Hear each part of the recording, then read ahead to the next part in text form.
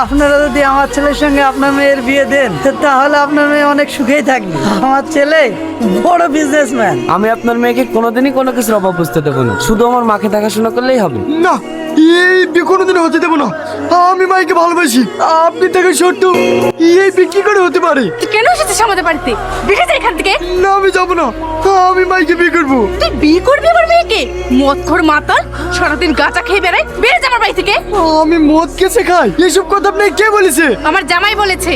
এই কথা আপনি বলেছেন? আরে আমাকে যদি আপনার পছন্দই না হতো তাহলে আপনি আমাকে আগে বলে দিতে পারতেন।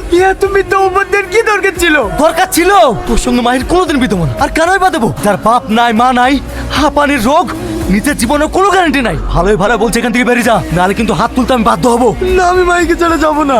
যাবিনি না? তোর এখান থেকে না, আমি যাবো তোর এখান থেকে না। বেরো। আমি মাইকে ছাড়া যাবো না। তোর এখান থেকে বেরো।